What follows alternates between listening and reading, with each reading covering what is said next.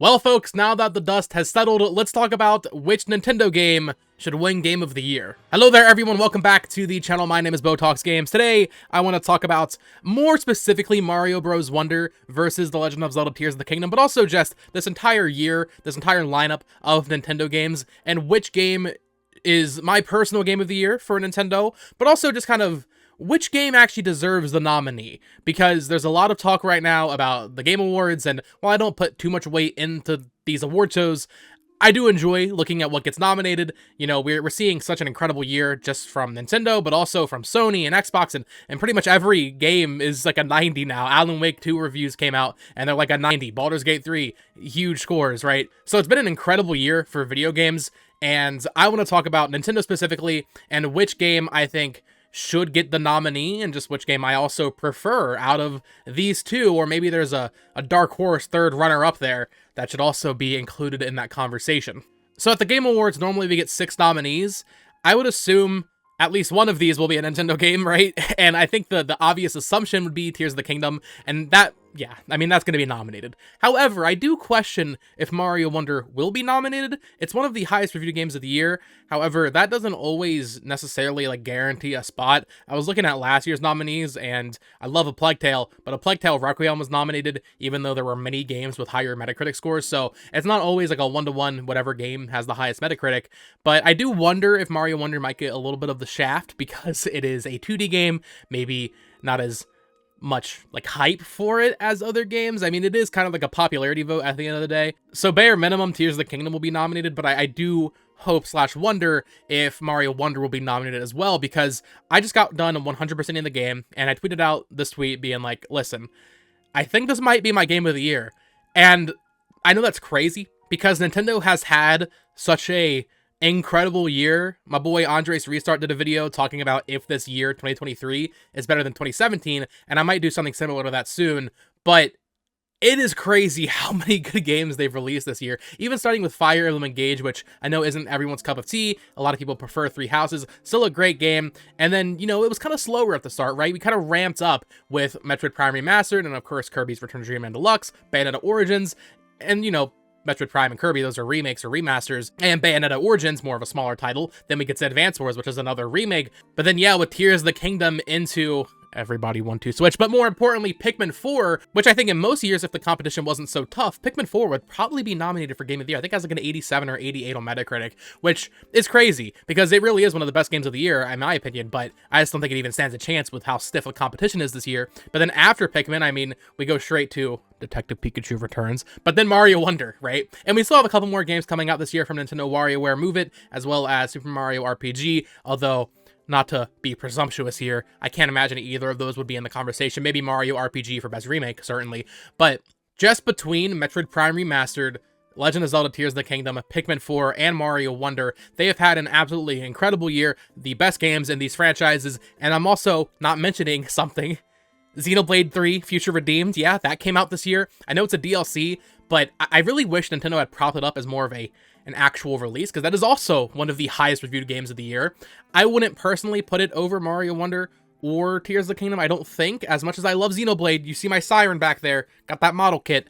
I don't think I would put it above either of these games, but it is still an incredible game. I think overall I like Xenoblade 3 more, like the base game, but Future Redeemed is incredible. So Nintendo has had an absolutely fantastic year, but I think it really will come down to Mario Wonder and The Legend of Zelda Tears of the Kingdom. At least for most people. I know there's going to be people that say Future Redeemed is their Game of the Year from Nintendo. A lot of people will say Pikmin 4, but I think the overwhelming majority will be split between Tears of the Kingdom and Super Mario Bros. Wonder.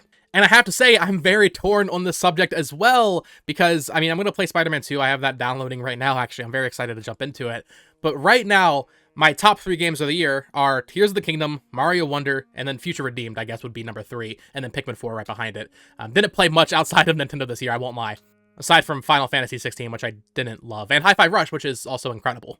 So the thing with Tears of the Kingdom is it had so much hype built up behind it. I mean, like 6 years of hype leading up to its release. And for me, that game delivered. I haven't really played it or touched it since like May. I mean, I pretty much finished it up and I was like, okay, I'm good on this. Didn't get DLC, but a really satisfying experience. I know recently, in recent times, people have been kind of going back on Tears of the Kingdom, kind of giving it a lot of flack.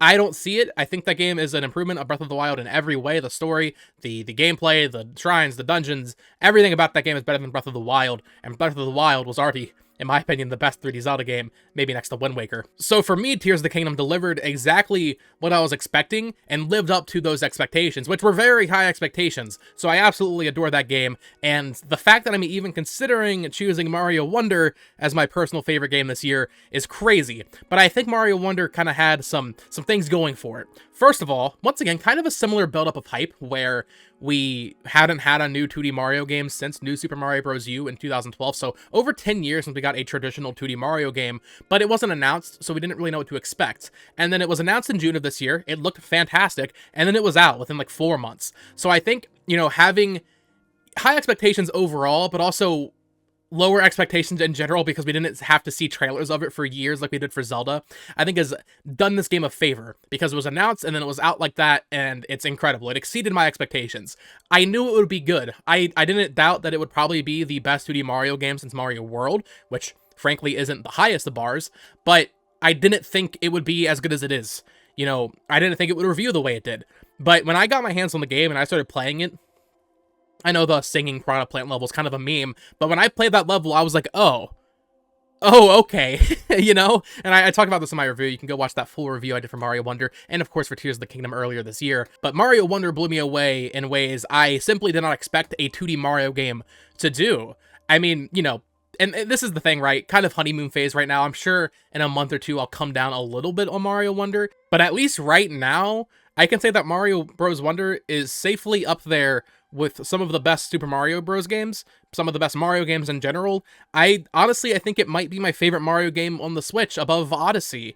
And Odyssey, I think, is the best 3D Mario game since 64, and I love 64. So, you know, you can't really go wrong with Mario. I'm not trying to play favorites here with Mario. They're all great games.